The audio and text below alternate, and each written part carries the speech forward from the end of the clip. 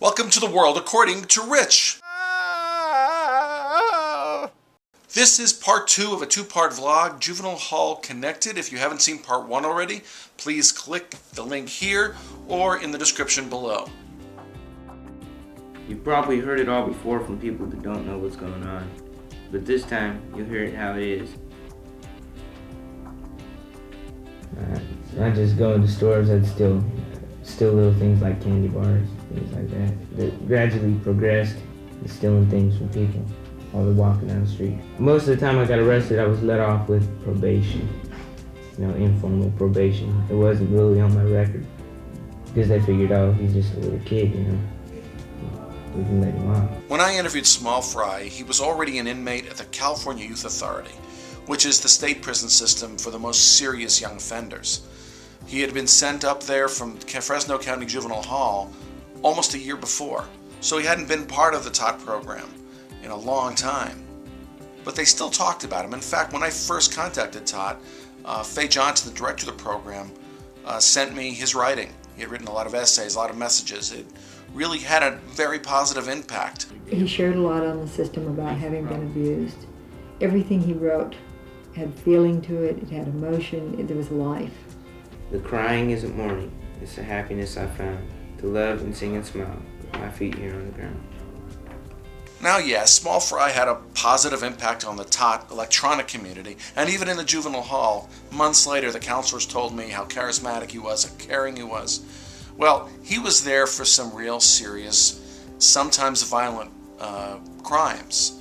He had a long rap sheet, and on the streets, he knew how to work the system. He was this undersized little kid, looked very young for his age, and knew how to work people, knew how to work the system. And that worked for a long time for him.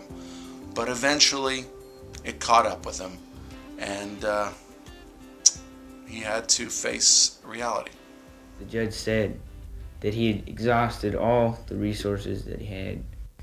After that, I was just sitting there.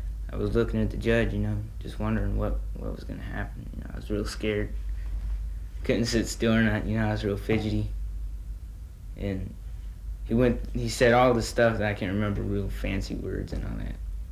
And then the thing that caught my attention was 10 years and 9 months. I was like, I just started crying. Couldn't handle that.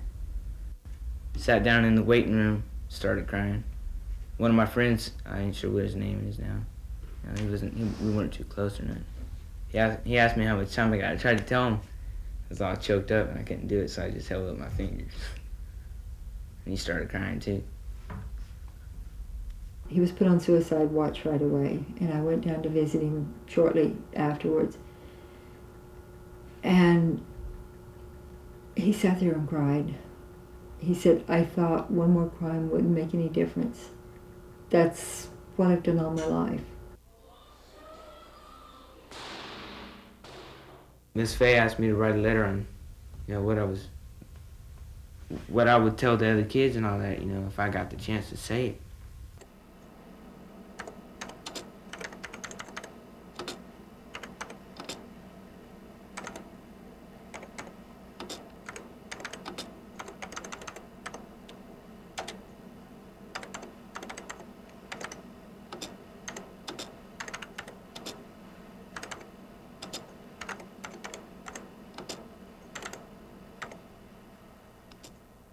The only reason I'm still alive is because of people like Miss Faye, Rudy, and Yogi, and Tigger, and a lot of other people.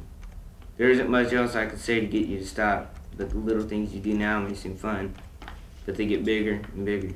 So please stop what you're doing, straighten out your life before it's too late. You just can't believe how many people were concerned, how many people really had developed a rapport with this kid on the system. That message made an impact on people across the country. I know that there's nothing I can do for you, but there is something that I can say. Stay out of fights. Don't try to be a hero, and stay good so that you can get your early release and come home where you belong. So did TOT make a difference? Well, that's a question only Small Fry and all the hundreds of kids that went through the program could really answer. But what I think it did do is maybe change perception of the world a little bit. Maybe give a lot of kids who are going through a very difficult time in their lives just a little bit of hope. And if it did that, I think that it succeeded. Small Fry, I want you to know that we still care about you. And when things get to the point, it doesn't seem worth it. Remember one thing. You have a family that cares, and the whole Todd family will always be thinking of you.